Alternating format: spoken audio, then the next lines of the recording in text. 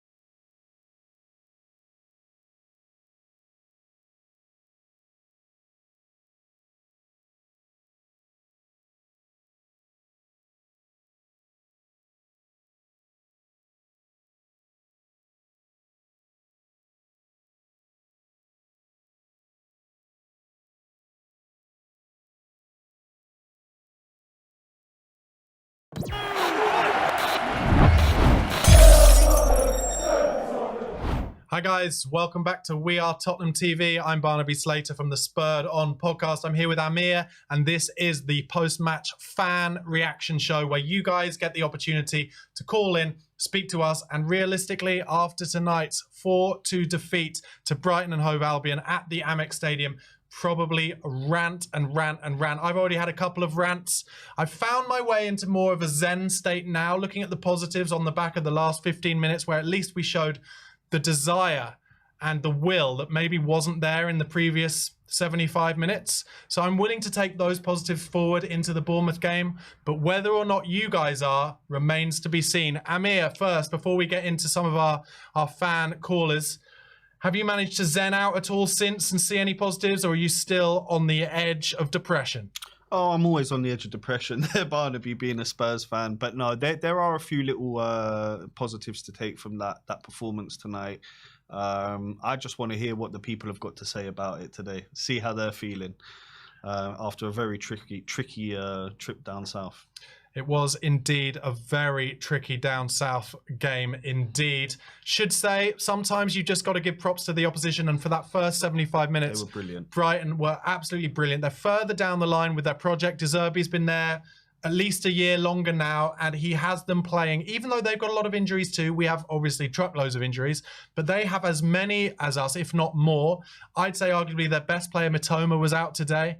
And despite that, they all know their jobs. They all know the style of play, and they didn't have to, let's face it, they didn't have to play 4 fullbacks in defence, which didn't help us, but for me, wasn't the reason why we lost tonight. So as Amir said, we want to hear what you guys at home are going to say. So we're going to start with our callers, with Mikey, our regular. Mikey, how are you doing, mate? How are you feeling? Tell us your thoughts on that game.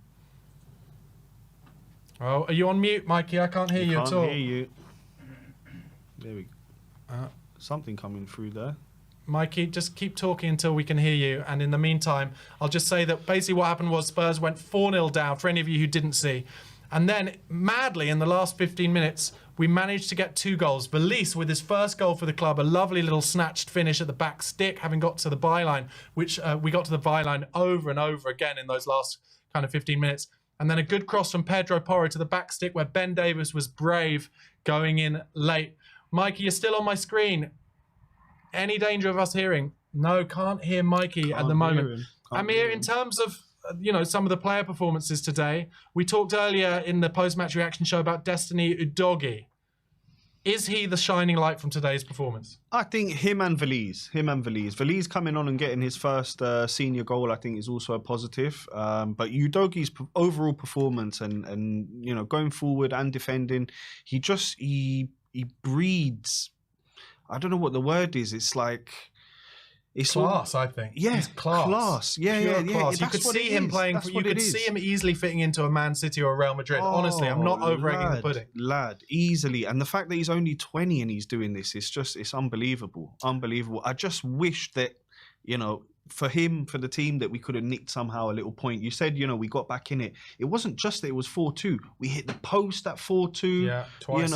Brian Hill had an amazing chance there with the ball coming in off the wing. So we were really in it for the last 15 minutes there. Okay, we're going to give Mikey another chance. Mikey, can I hear you? And if not, we're going to have to move on maybe to Michael, your namesake. Mikey, talk to me. Nothing in my headphones. Nothing. I can't hear him. No, nothing. Vinny, our producer, is trying to sort this out for us. Maybe it's a technical issue our end.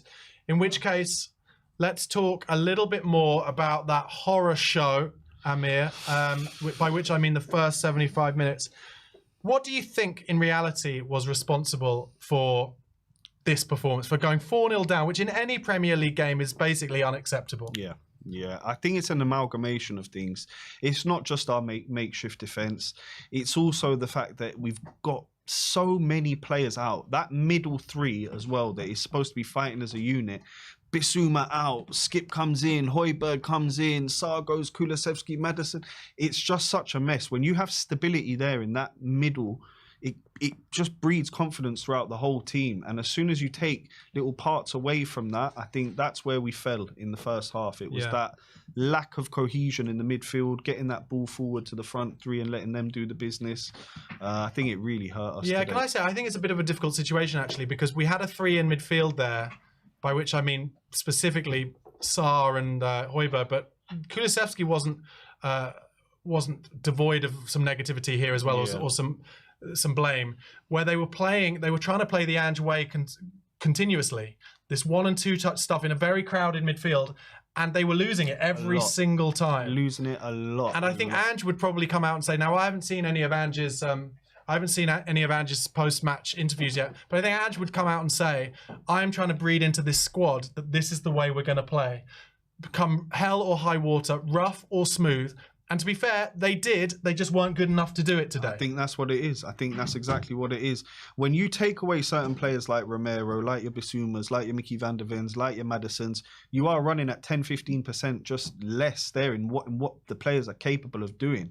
And I think that is just what hurt us. Even, transitioning the ball there from defence into the midfield, we found that difficult to do today. Yeah. We really weren't on our game today. It was Ange ball really at its worst in that first half, I must say. Somebody we didn't talk about in our post-match reaction show is Richarlison very much. Now, Richarlison, I think, is showing, I'm looking for positives here, he's showing that he's a lot more confident than he was previously because he's taking chances first time. He scored a couple of goals that were rightly disallowed for offside because he's, if anything, now his confidence is up with his finishing. He's slightly snatching at his runs, isn't he? He's making those runs just, a millisecond too early and getting caught offside. If he can hold that back. One thing I should say, though, we were blessed for a decade with a player in Harry Kane who not only was an unbelievable finisher, the best finisher, not only an unbelievable number 10 with some of the best vision and crossfield passing of any player in the Premier League's history, but also I have never seen a better timer of runs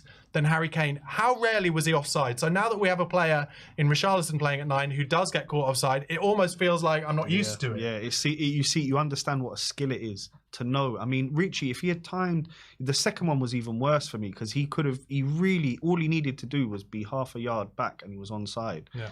Very, very frustrating. It's something that I think he's going to have to work on. Whether that's watching old tapes of Kane and seeing how he does it, I don't quite know.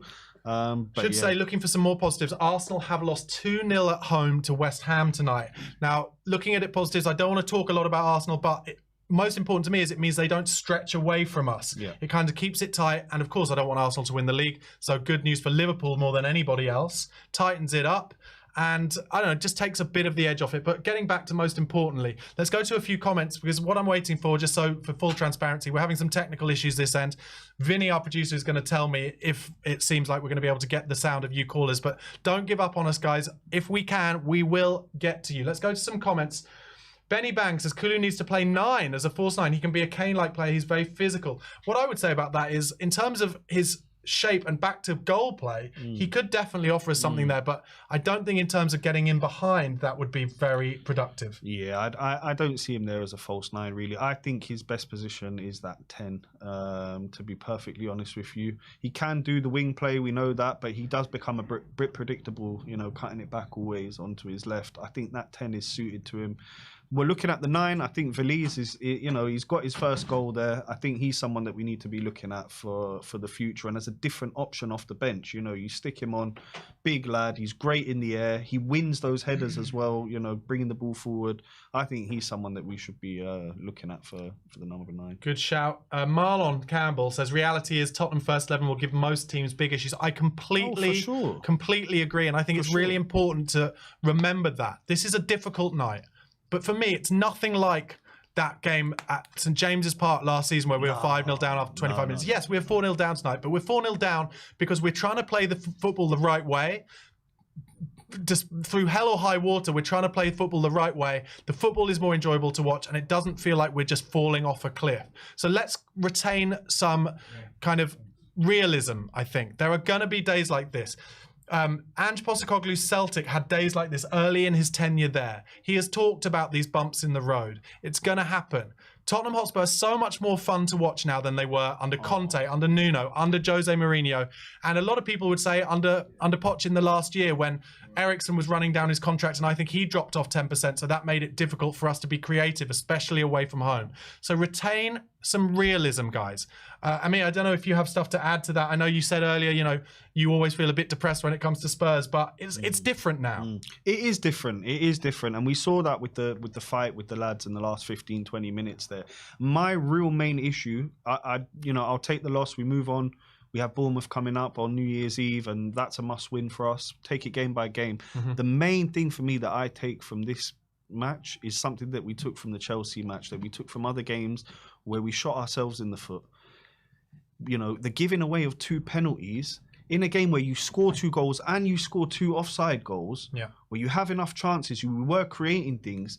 To me, that's what really, really hurts. And that's something that, although Ange said, disciplinary-wise, the red cards, it doesn't bother him. To me, these things matter a hell of a lot when you're looking at the whole season. The bigger picture, yeah. Yeah, the bigger picture, the suspensions, the mistakes, those two pens are really two pens that just shouldn't happen. Yeah, the pens have really killed Amir. What are you guys saying in the comments? Big time.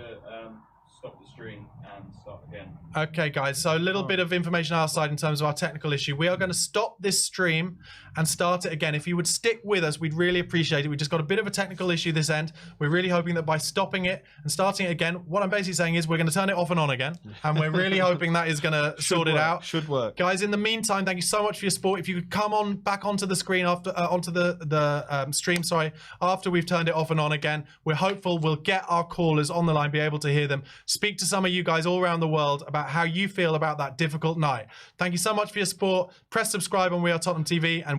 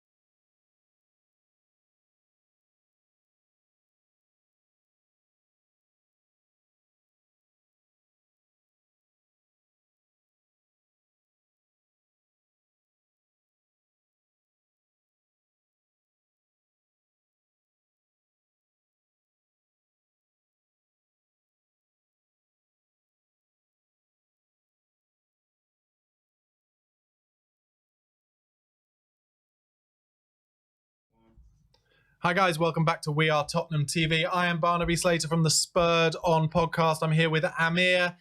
We are having our second attempt at this fan post-match reaction show.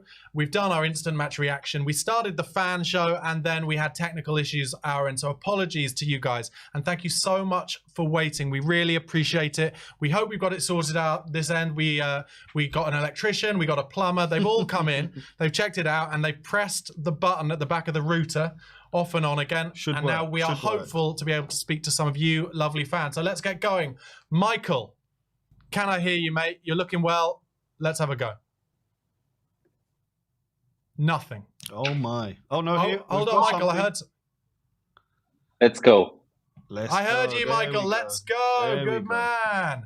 Honestly, Oh, we were looking at an turning early it- finish there. How are you doing, Michael? Where Turning are it you? off and on always works. Yeah, exactly. I'm tuning in from Eastern Europe, guys. I'm tuning in from Romania, actually. But I've been watching it for very years. nice. So I think I'm tuning in for the second time.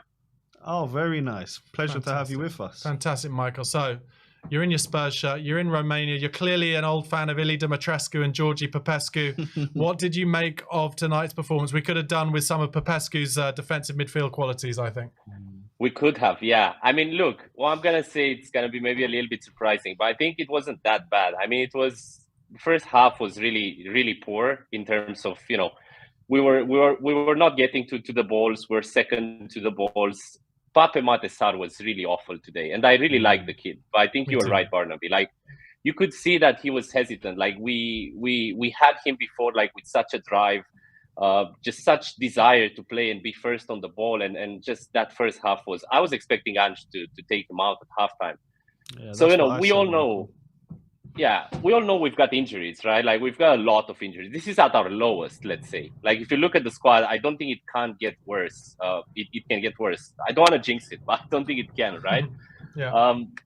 However, you were saying it, right? I would rather have this type of football and lose 4-2 against Brighton than sit through a match like St. James's before, right? I think that's my takeaway. I mean, these guys, like mentally as well, if you think about it, we had a chance to score a goal before the halftime. That have made a big difference. I feel like Angie's style of football really relies on these players having the conviction that even though they go behind, right, it's not the end of the world. I remember in the Beckham documentary, actually, when he played for Real Madrid and he started playing with the big guys, right, with Ronaldo, with Zidane, they were going down and they were laughing because they knew they can come back, right? So that's like my first takeaway is that I think Ange needs to just make these players believe that this type of football is risky. And if you don't score, if you're not clinical, you're going to go behind, especially against a team like Brighton. But then, you can't like lose faith in the football that you're playing. And I feel like that happened in the first half. So yeah, that's kind of my first takeaway. I think, it's going to get better for sure. I mean, half of our team it's on the sidelines.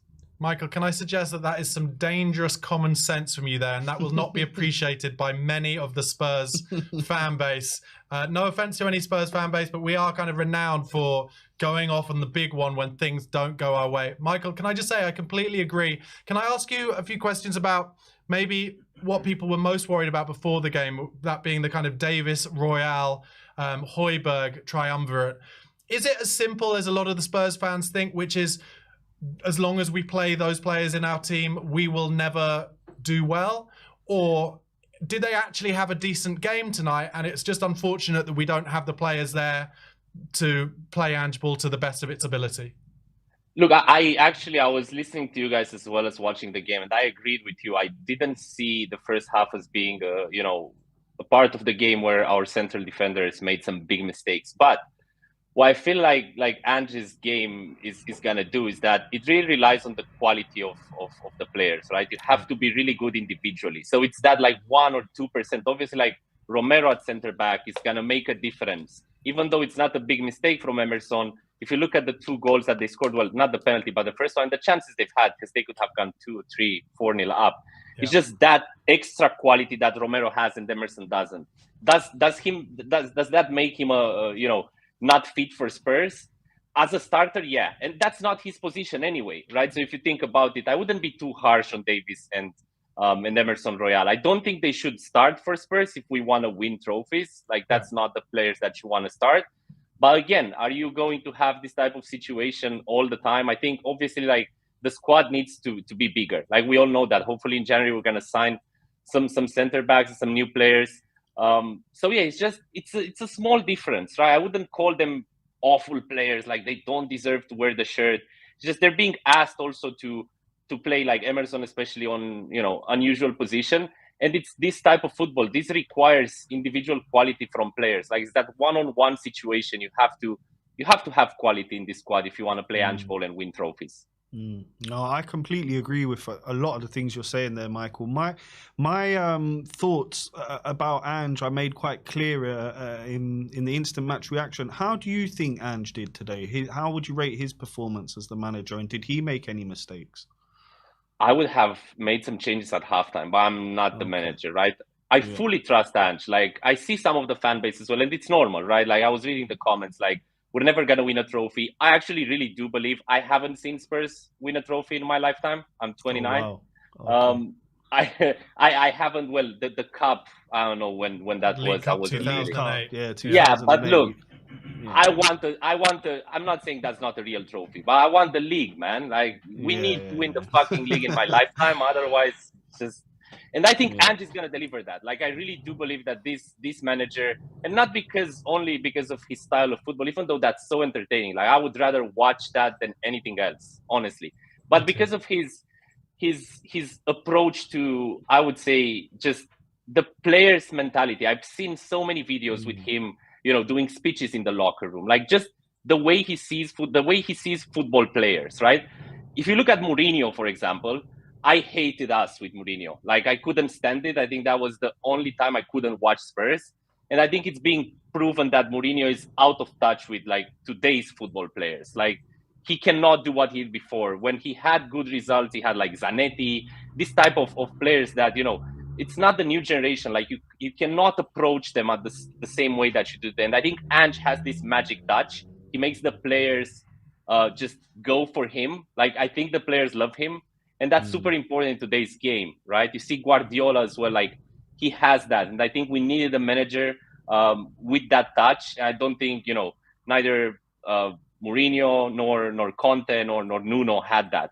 So yeah, I will wrap it up by saying that I really do believe that Spurs will win a major trophy with Ange if nothing weird happens, like, I don't know, we go bankrupt or Levy just, comes out, says that we can't spend any dollars for the next 5 years.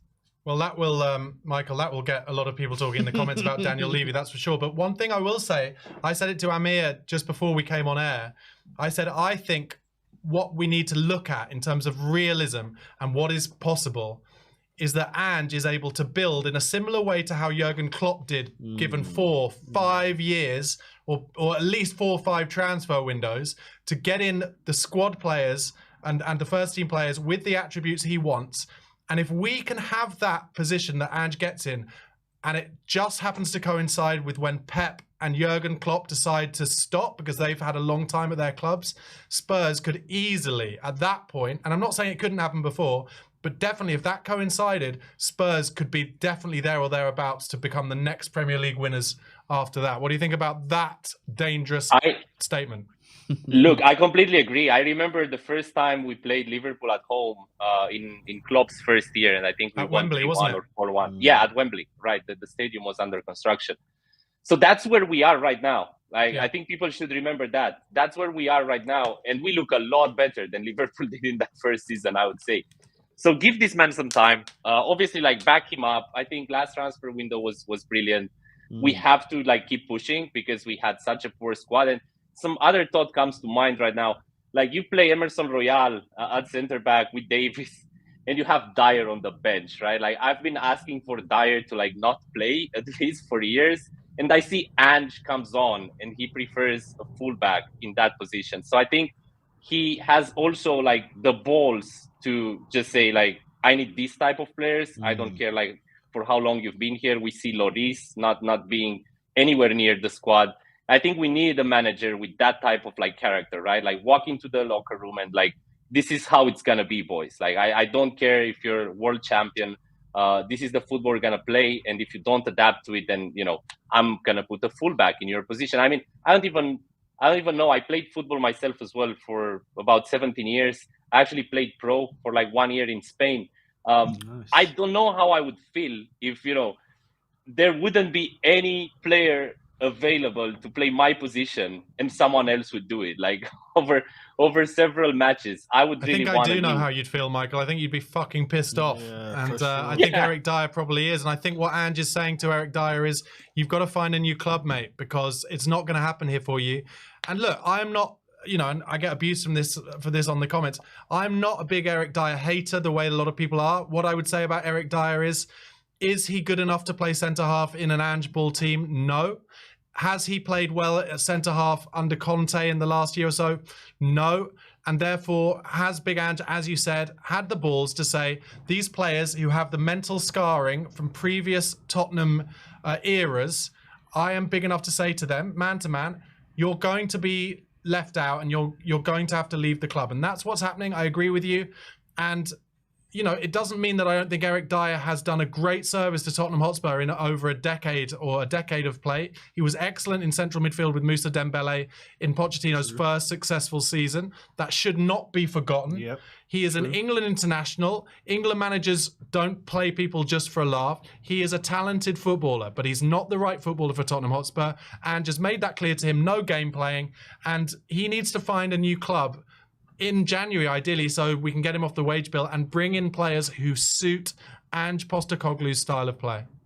I agree. I just want to add one more thing as well. You were talking about Richarlison, and I really like the guy. I think he was definitely not having his best time, first year. But something that concerned me today as well, he scored 2 goals from an offside position, right? And both of those, that's an easy stay on side situation. It's not like Brighton was brilliant with their line, especially the second one.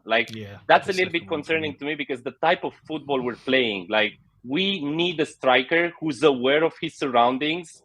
And you can't stay offside in those silly situations, right? That's a little bit concerning to me because I think we really do need a striker as well. I know center back is the priority right now. It's definitely the priority for January. But today's game really got me a little bit concerned over the long term for Richarlison, right? I mean, those are the moments that are going to cost you big time in big games. Those are very silly mistakes. If you're not aware of it, I don't know, man. It was just such a silly mistake. The second goal, I was watching it live, and I was literally shouting at the TV, "Just stay on side." It was such an easy situation. So that's the last thing I want to add. And also, Brian Hill. I've seen the guy play in Spain before he joined Spurs. I mean, the kid is talented, but he's not meant to play in the Premier League. I'm sorry, he's just not. Like, he's not physical enough, and like he doesn't have the courage. I mean, I was shouting that he shoots that ball. I remember in today's game when he tried passing it back, and then he took a shot when he shouldn't have. Like, his decision making is not good. Agreed. Totally agree. Overall, guys, just wanted to share some positive thoughts as well. I really do think that we're going to bounce back against Bournemouth. I think if there's something that we've seen Ange do really well is really build this momentum back as soon as we have, a step wrong. And I think the players feel it. So I'm really looking forward to the next game.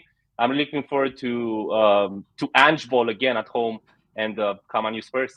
Me too, Michael. Thank you so much for your call, mate. Honestly, that's been really good. Do call in after that Bournemouth game. I will be back here for that, and it'll be good to talk to you again. Thank you so much. That was excellent. Just before we move on to our next caller, I just want to go to one of our members, Tony Rodriguez, has commented in. I just want to raise this. He says, Jesus H. Christ, Liverpool owners, because this is when we were talking about the difference between kind of when Klopp started at Liverpool and where Ange is now. Says, Liverpool owners are winners. Levy couldn't care less about the sporting results. Levy will break another coach. I just want to say one thing. I'm not saying Levy is the perfect chairman by any means, sticking up for him. But Liverpool fans hate their owners. They do. Liverpool fans want FSG out. They do. And they do. I promise you, it's the most bonkers thing in the history of the world. That consortium have come in from America, and sure, they haven't bankrolled them the way that Chelsea have financially doped, or Manchester City have financially doped. But they have given Klopp the money when needed. Sure, they sold Coutinho and they reinvested that money. Reinvested it well. But they've also given them the money for wages. And what I would say is, and I said it to you before we went on, be careful what you wish for.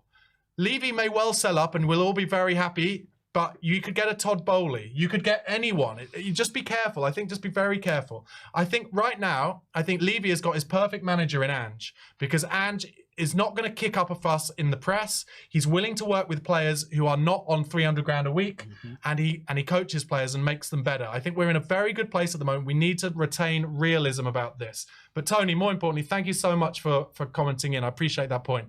Let's go on now. Our next caller, 6 Yard Box. How are you, mate? I think you're on mute.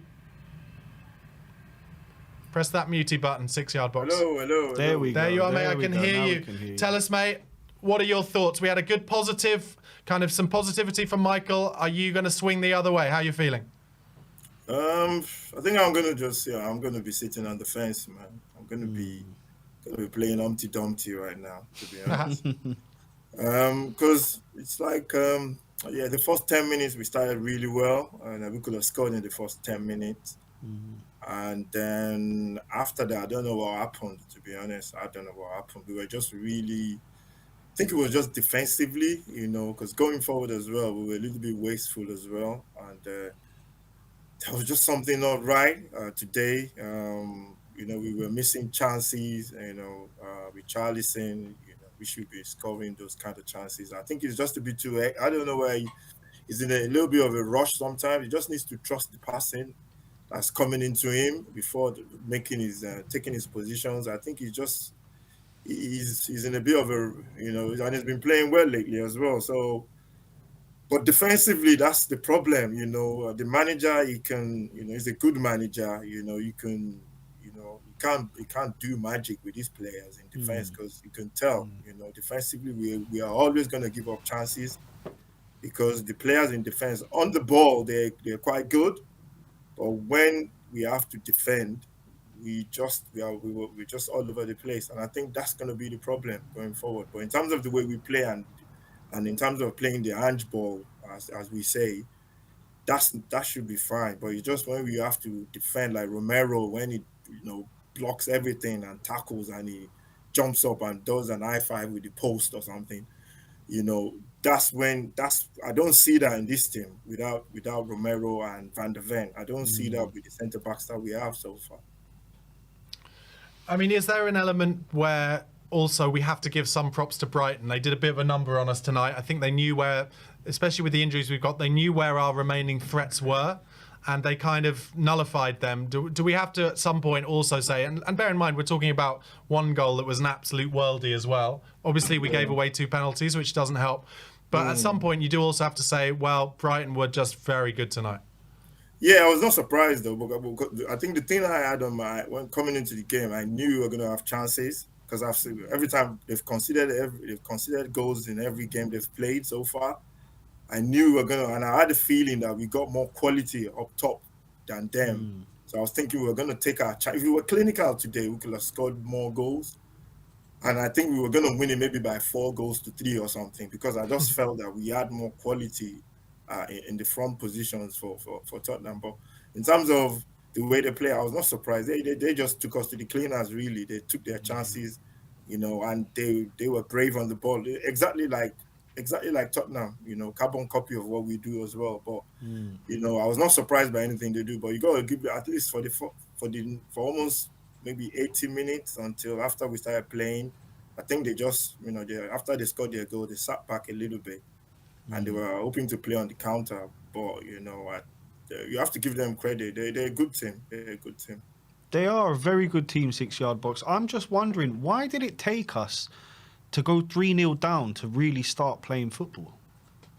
I think it's just one of those. Today, I think because I think from all the games we played so far, this is the first time we've gone a goal down. I'm not sure that we concede first. Since City. Since City. So I think that's I think the way we play, we start really well, and if you don't take those chances that we get earlier on in games, I think that basically shapes the game up a little bit as well. And the first goal is always important in the Premier League. Yeah, it's like one of the most important. Once you get the first goal, you can set up the way you want to play. But today, it was just a case of, not finishing chances, making wrong decisions, defensively as well, on the ball fine, but, positions, we were just, defensively, we were not good enough. We were not putting our foot in tackles as well, and, I think the way we play sometimes as well that's why we keep getting all those cards as well. I think the way we play, it's a bit, we're gonna get cards because everything is like 110%. You're gonna take risks. You're gonna get cards. You're gonna risk passes, with passes as well, and 50-50s. You're gonna go and try and win it for. So, but I think the more the players get used to the system, we're gonna get a lot better with it. And it's just a shame that we're losing players. Because when we were top of the table, I was just praying that no injuries, because I think if we had all our players fit, I think we'll be right at the top now. Do you know what, mate? I completely agree. And actually, I saw briefly some of what Ange said in his post-match interview, and he said that they did look leggy, they did look tired out there today, and I think that's fair enough. They've been playing a kind of number of games together. I just want to ask you, because I didn't ask Michael, the last guy. Transfer window opens in just a couple of days now. Big Ange has been very vocal about wanting some movement early. I personally think that's probably unrealistic based on how selling clubs don't want to sell early, because they know that if they hold it out for another 25 days, they get more money. And obviously, Daniel Levy is not going to be willing to pay 15 million to get someone 20 days early. So that's going to be a bit of a point of disagreement between Ange and Levy. But 6-yard box, you are in charge of the purse strings. Where do you go first for that sign? Is it as simple as centre back through the door as quickly as possible, and if it's possible to pay £10 million more to do that, you do it on the first day of Jan? What do you think? Yeah, if you do a deal, you'd be talking about it would be like you'd be like doing all the leg paperwork and leg work right now. You won't wait till the 1st of January. So I think for me, centre back is the key for me. At least get one in, at least one centre back, because I think we can't keep playing these wing backs or right backs or centre backs because it's not the same positioning. Everything is wrong. The first goal today, you can tell like they are not centre backs. That was a mess, wasn't it? That the was a first real goal, you mess. can tell No they are one not took responsibility. No, did no they? one put a tackle in. Yeah, thing. so it's that's the first thing. I think just to add another angle though, let's also not forget, it's interesting how often we use Liverpool as a barometer actually. But let's not forget Liverpool and Spurs have been swimming in the same water until about 4 years ago. We're swimming in the same water for about 12, 13 years, and Spurs had finished above Liverpool something silly like 9 out of 10 of those seasons or something. Yeah. When Liverpool lost Virgil van Dijk and had real injuries about 2-3 seasons ago, the season where Alisson had to score a goal against West Brom away from a corner in the last minute to get them in Europe, right? When they lost Van Dijk that season, Liverpool were porous and horrible. And so I actually think there's an angle to say that Spurs are outdoing themselves considering the amount of injuries they've had. And yes, these games are going to come, and it doesn't mean that we can't be angry and upset and say there are weaknesses in the squad. But I would suggest if we had any other manager than Ange at the moment, we would probably be down in about 14th place. I don't know how you feel about that 6-yard box. Yeah, well, I think it depends on how long we're going to keep, playing this the left backs and right backs and centre backs, because eventually it will show. Because they can't keep playing. We could get away with it for a couple of games, but once you start getting into when you're playing top teams, and when it comes to that crunch of the season, when you're maybe 2 more games to the end of the season and you're fighting for top 4 and the pressure is really on, then if you don't play in that position, you're gonna get found out. So I think you can manage it for a couple of games in January before you start signing get centre backs in. But even that season that Liverpool were struggling, I think they went out and they bought some centre backs, although they didn't quite work out, but at least they tried to get people in, which I think we need to do as well. I think I think the chairman has to be careful, because if he's not careful, he's going to go through the same thing that's happened with the other 2 managers. Because you can say, oh, okay, I'm gonna try and get the deal there, bring in like players that are not good enough, and Ange's going to be here for a year. Are you still going to be doing the same thing in a year's time when he thinks like we should be actually challenging now, but you're still buying players that are not good enough because you don't want to spend the extra 10 pounds or whatever. So so I think he has to be careful, because Ange will be all nice because this is like honeymoon period I think Ange will be here for like a year honeymoon period, but after a while he's going to be looking at the team and thinking, I want to push on now. We've got the bases right. The players are playing really well. They understand the system well now. But I need these players for us to push on. And is Daniel Levy going to back him? When he wants those players, or maybe go out and sign them early. Because sometimes it's not about the price. Sometimes you just have to do the legwork a little bit early and get those players in. So I think the chairman has to be careful. Yeah, totally understand. 6-yard box, thank you so much for calling in, mate. That's been another brilliant call. Thank you for showing some positivity on a difficult evening. We really appreciate that, mate. And give us a call in after the Bournemouth win. I'm saying it now. We're going to bounce back. Come on. We're going to win against the mighty Bournemouth. Guys, thank you so much. 295 of you watching at the moment. Let's go into the comments a little bit. I'll be honest, there's some anger in the comments, some back and forth between people who are a bit angry. Tony Rodriguez, who I spoke about before, a member, thank you, mate. He now says, and can we get an owner who gives a shit? I mean, what are your views on Levy? I know there's lots of anger towards Daniel Levy and ENIC, and obviously I brought him up a little bit in terms of be careful what you wish for. What's your instinct, as a Spurs fan of many years? My instinct tells me that there's something wrong right at the top. There's been something wrong for a very long time. You don't sack Mourinho a few days before a final if there's not something deeply, deeply wrong there. So for me, that was... Did you think Mourinho was going to win that final? It doesn't matter whether he was going to win it or not. You've got to give him the opportunity to go. For the best manager, who won the most trophies, you've got to give him at least that opportunity. To sack him, it seems to me like a bit of an egotistical thing that Levy did there. Can I just offer another angle, just devil's advocate? Sure. He wins that final, Mourinho. We'd all hated the football that he was playing for a long time. It was very ugly to watch. It was. And obviously...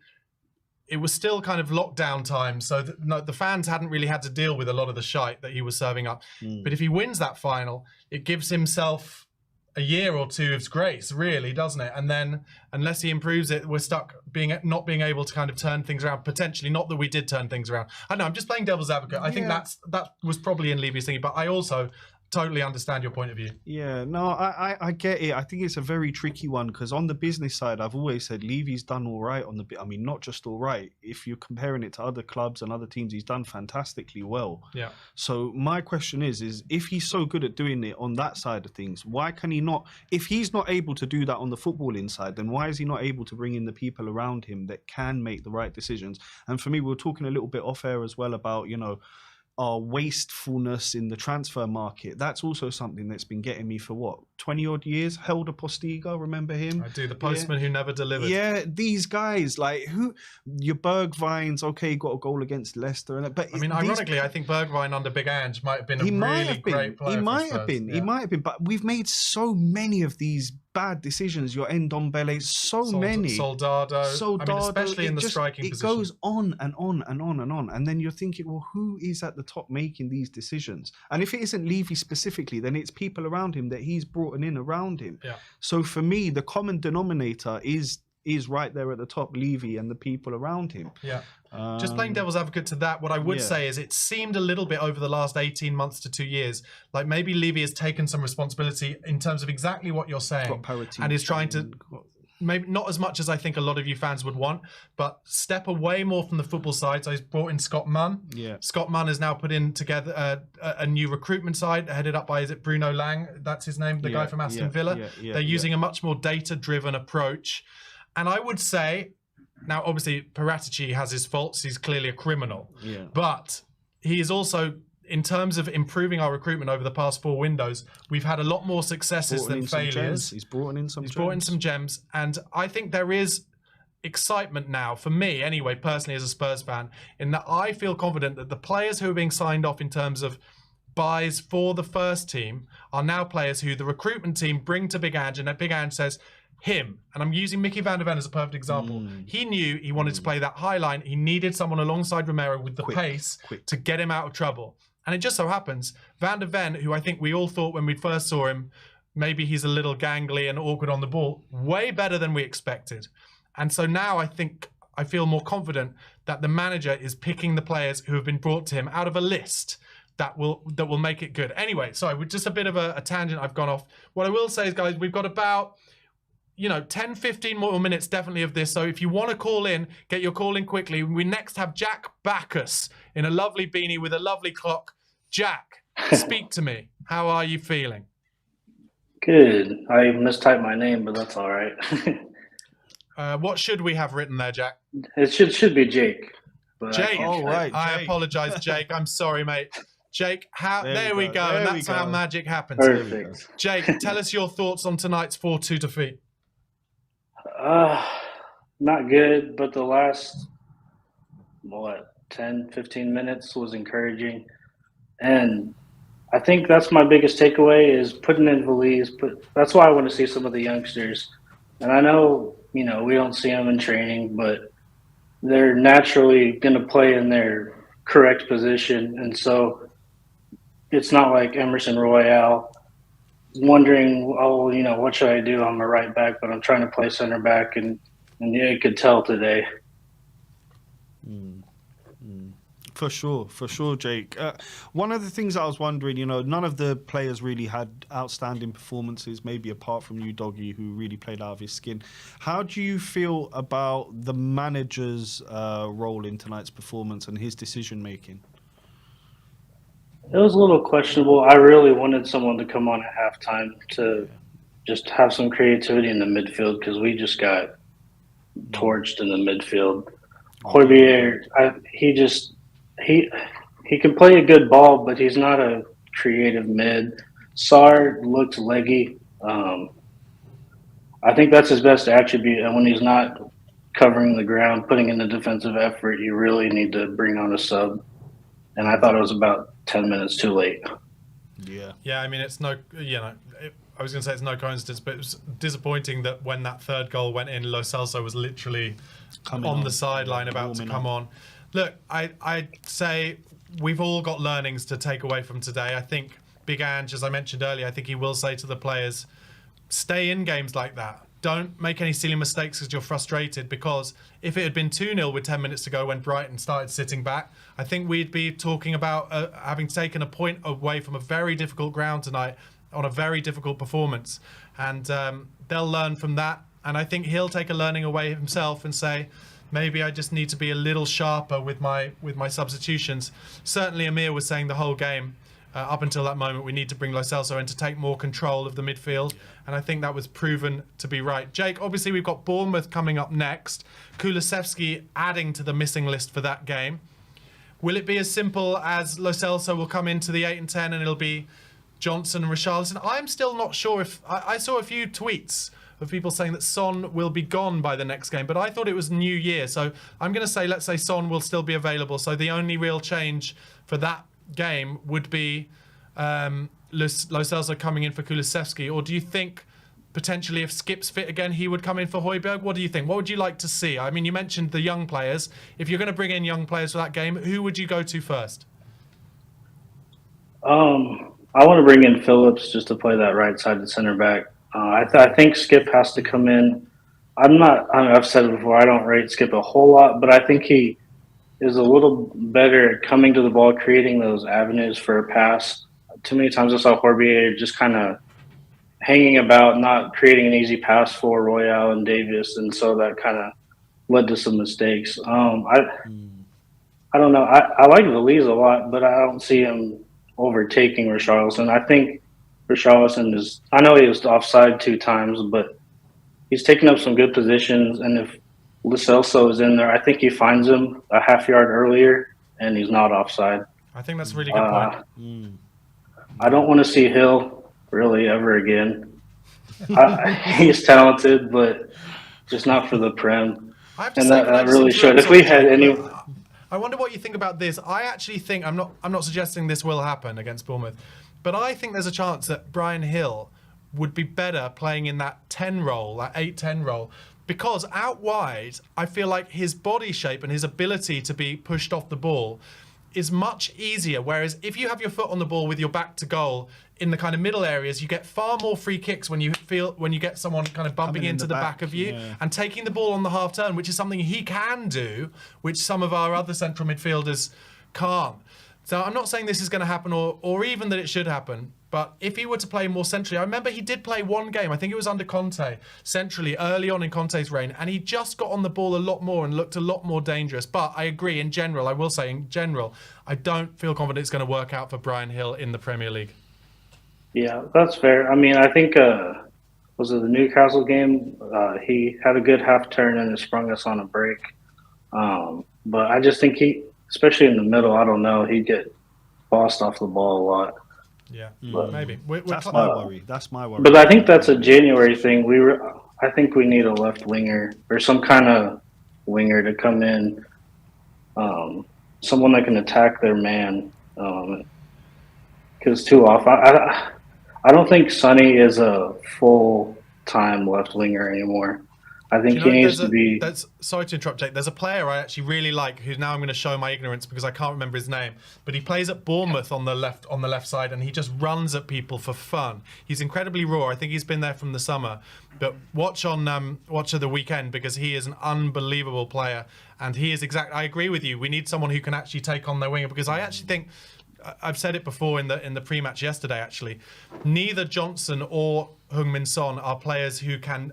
kind of from a standing start, go around the outside of a player. They have to be at full pelt and have a player kind of backing off. What we could do with is actually someone who changes it up a bit, who is able to kind of, from a standing start, have that acceleration. Well, honestly, seeing Solomon play so much for Israel, I know he can do that. So it's so frustrating for me to see Solomon out there for so many months with his injury, you know, because I think he really could do that. And we saw when he came into the team, you know, him and Sonny's link up, when Sonny was up top, he was, you know, getting a few buzzing assists, around, and he can do that for us. It's just what worries me is his injuries, you know, and his injury is his second big one in 2 years now. Yeah, I really like Solomon in terms of those kind of cameos, actually. Similar to Lucas Moura, but I'm hoping with more of an end product. Whereas just their ability to beat a man it's so instinctive to them. It's instinctive. Unbelievable. It's as if they're just putting on their shoes. They do it. Yeah. Do you think Solomon has the ability? Because he's like, what is he, 26 already? No, I think he's only 24. I think he's at least 25. Let's go middle and say 25. All right, do you think he's got 25. the ability under Ange to improve his final ball enough where he could genuinely battle for a starting berth? Oh, I think that should be the case. It should be the case. And the fact is, I've seen his development, from a young age, from since he was 18, and he does take on what coaches are telling him to do. So for me, Ange can definitely get to him, and he showed it in his, the glimpses that we saw. He did get a couple of assists. He did. So I'm sure he can bring that into his game, and he's got a finish on him. Believe you me, guys. I know we haven't seen it at Spurs yet, but it's coming. Some more positivity this time about Manor Solomon, who was one of the first, alongside even Perisic, of many of our players to drop down injured. Jake, just before I let you go, mate, thank you so much for calling, but Bournemouth coming up at home, Tottenham Hotspur Stadium, a few days' time. Is it going to be a good bounce back? What is your prediction for the score? I hope so. Solanke kind of scares me. He's in good form right now. I would probably go for... I'm a Spurs fan. I'm going to go for 3-2 Spurs. Come on, I'll take that, Jake. 3-2 Spurs. And Mustafa Ibrahim telling me that Solomon's only 24, which is what you said. So once again, shows me I know absolutely nothing. Jake, thank you so much for calling in, mate. That's been amazing. Do call in after the Bournemouth game at the weekend. I will be in the hot seat once again. Let's go on to some comments here. Jay says, players need regular minutes for match fitness and sharpness. 10 minutes here and there won't do anything, and then don't judge them. Cullen Brennan were crap for 10 games in a row and nothing. Well, I have to say I completely disagree. That to me is an example of people flying off the handle when Brennan Johnson made a great assist for Richarlison in the last game. He did. And Kulusevski has scored some goals recently while he's been wearing his mask. So look, you're all your opinions are valid and worthwhile, but don't fly off the handle at one performance. Let's look at things as a whole. I get the frustration, though. I get the frustration. There was almost a lack of desire in that first half. That was what was driving me mad. Yeah. And, it drove you mad as well. Seeing Sarr jog back, there was a little bit of a lack of desire. And, I said this as well off air. One of the things that I get around that Christmas period, there will be these games that your level is just 10% less. Whether it's the festive period, there's so many games in so many weeks. There's something going on there for sure. That's actually a really good point. Ange gave them Christmas Day off, and he won't be giving them fucking Christmas Day off next year. You can guarantee that. None of that. When the manager gives you a day off, like when, honestly, all the Premier League teams, they train on Christmas Day. Yeah. When the manager gives you a day off and says, don't let me down by me giving you this day off, and they put in a performance where they're 4-0 down after 65 minutes, he will be coming at them hard. Okay, guys, we're coming towards the end of our live stream. Thank you so much at the moment. We've got 284 of you online. If you do not follow me on my YouTube channel, it's at @BarnabySlater_. It's called the Spurred On Podcast, daily content. And if you like your audio podcast, also available on Spotify and Apple Podcasts, go over there, drop me a subscribe or a follow, drop a comment if it's in Apple Podcasts. Honestly, that would help me so much. I really appreciate it. And follow me on YouTube at @BarnabySlater_. Raj, you're with us, mate. You're looking reclined. You've got your THFC jumper on. Yeah. How are you feeling after that 4-2 defeat, mate? I'm very disappointed today, especially after the three wins on the bounce. I thought with Villa losing was a good opportunity to, and also after seeing the Arsenal result, I thought, well, it makes it even worse not winning. Yeah. But I thought today just the mentality just seemed to be off. I love Kulu. He's my favorite Spurs player. He's had his critique. I know there was a lot of criticism on him on the West Ham game but today, how can you pull someone's shirt like that? When there's VAR, that tells me that they just weren't focused enough. And we started off okay, but then I just don't think this the defending, whether the defense, when there's quick passing around us in our around our defense, they just the trust in our defense is not there, and they just get caught out. So that first goal, I mean, look how much space he had. It was ridiculous, wasn't it, Raj? It was absolutely ridiculous. Do you think the instability to our backline, Romero coming out, Emerson coming in, Davies going out, do you think that's what is causing our defence to leak so many goals? Yeah, I mean, just as soon as Romero came back after, even though we lost to West Ham, we seemed to get a bit more confident, and our defence seemed to be got a bit more stable. And then we went on we won the next 3 games, and at half time against Everton, when he went off, the anxiety started creeping in, and Everton were creating a lot of chances, and it seemed as though that sort of the unstableness carried on through this game, and when you don't have, and you basically got your defense is 4 fullbacks basically, and it's something that I always think it's going to be at least 2 or 3 transfer windows before you get Ange's his squad, his players. At the moment he's having to use players that are not going to be there. I mean, Højbjerg, I don't know, was Skip injured today? Yeah, he wasn't in the squad, yeah. Yeah, so, he wasn't going into any of... Even the commentator said it, that he wasn't getting into the 50-50s. He wasn't, maybe he's on his way out. He thinks his professionalism is good.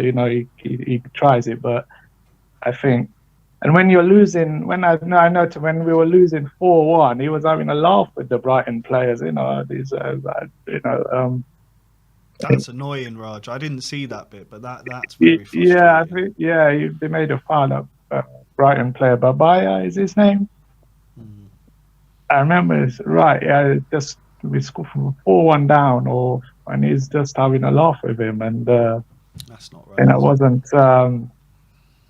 We are bare bones. We're right to the bare bones in defence. But unless Levy, hopefully he supports and gets a defender in.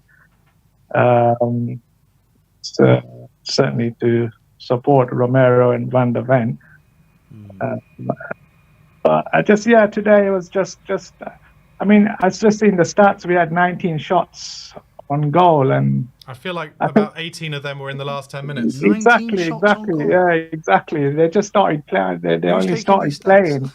They only started playing when that second goal went in, and all of a sudden, let's try and do something here. But a bit too late. Raj, can we bounce back against Bournemouth? More importantly, hit me with some positivity. What's the prediction for that game? Hopefully we can bounce. I'm gonna say 3-1, but our defense is, who else? It's rocky at the moment. When they've got Solanke on fire, when Solanke's on, Emerson's going to have him in his pocket, mate. Come on, Don't Ryan. worry about it. He's going to no-look tackle him. He's going to no-look win every header. He's going to no-look nutmeg him. All sorts. I just want to say, Raj, before I let you go, Smiv, who's an old friend of mine from the old YouTube days, has messaged in, said, Raj, mate, I'm getting dizzy. Because you've obviously got your phone in your hand there. But it's all good, Raj. So you think 3-1 for Bournemouth against Bournemouth. And... where do you see us finishing? Obviously, there are going to be some ups and downs this season.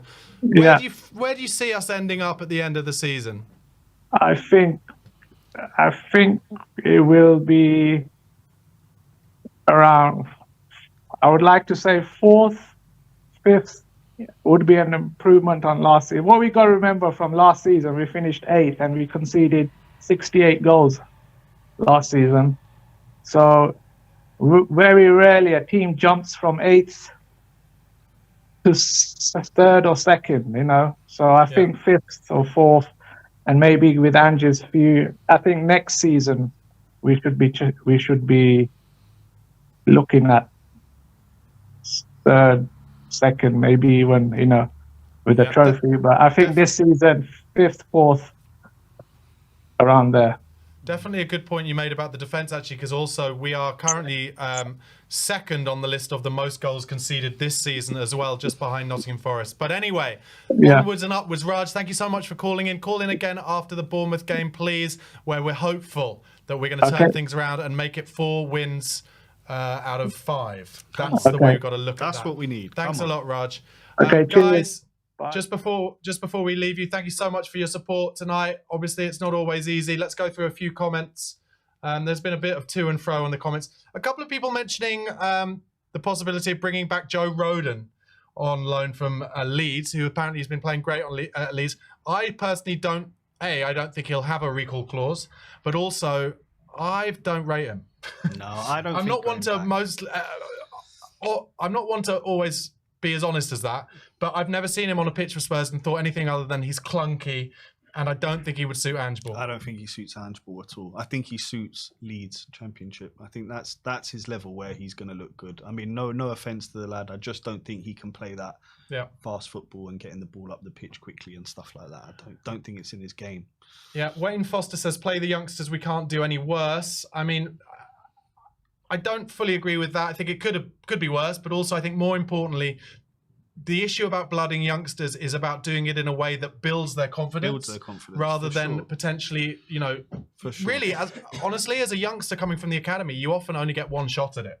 Do you know what I mean? Yeah. You know, it said earlier, what somebody commented earlier about how Newcastle blood their youngster. They're talking about the kid Miley, who's done really well, right? 17-year-old. Scored on his first game, right? And therefore his confidence grows. Maybe he's given a new contract. He gets a few more games because they've got injuries. Now, am I saying that couldn't happen to Jamie Donnelly? No, I'm not. He's obviously got talent. Like you said, they're doing well in the under-21s. He's very highly rated. But let's say he starts tonight and we're 4-0 down after 60 minutes. The fans in the comments are not going to be saying, give him another chance. No, and we may never see him again. That's the pressure. And that's where Ange's managerial decisions come into play and where we as fans need to also judge him on that. And for me, you know, putting Veliz on, that was the right move. He got his goal, youngster, 19 or 20, learning his game, learning his trade. That will set him in good step for the next, you know, for the next few games. Definitely. He could be brought on even earlier, 60th minute, 65th minute, if we're in need of a goal. He's big and strong up there up top. Is there a space there for another few of these youngsters? Your Santiagos, your Donnellys, your Dorringtons? I think there will be. You know, over the next couple of months, with more players leaving, with Sonny, Saar, Basuma, all going, there will be more space. You know, I hope there aren't any more injuries, but you never know with the way things are going, do you? Actually, you just made a good point there. Also, realistically, let's say you're talking about bringing in an Alfie Dorrington. You want James Maddison on the pitch coming to get the ball off him, don't you? You want Yves Basuma on the pitch getting the ball off him. Exactly. Passes he can make easily to build up his confidence to players who can take it on the half turn. I think when you've got more injuries, it's almost more dangerous sometimes to blood the youngsters then because they're playing with less confident players around them even. Anyway, look, it's worth talking about because, as you said, especially Kulusevski's going to be out again. We're going to need these players at some point, and Ange has admitted that as well. Guys, thank you so much for watching tonight. Really appreciate it. Obviously, it's been a difficult night, a 4-2 defeat at the Amex. As I said at the end of the post-match reaction show, I think it's important to keep some realism where possible. Yes, there were negatives tonight, but also some momentum at the end, and other teams will go there and get beat. Arsenal got beaten 2-0 at home by West Ham today. West Ham doing classic Moyes Bill on Arsenal. Nobody is brilliant this season. No. And I think if we can get a good result against Bournemouth, then have a bit of a free hit at Old Trafford, and they are dross, by the way. They are absolute dross, Manchester United. We can beat them. We could go there, maybe get a result there, and then we're only one game away then in terms of the Premier League from having all our guys back from the Asian Cup and the African Cup of Nations, as well as our injured players back. So keep the faith. Come and find me at the Spurred On podcast, at Barnaby Slater _ on YouTube, and on Spotify and Apple Podcasts. Amir, thank you so much for being with us tonight. It's been an honour. He'll be back sometime. I'll be back against Bournemouth for the watch along. Check it out. And like I said, keep the faith and come on, you Spurs. Come on, in Ange we trust. Come on.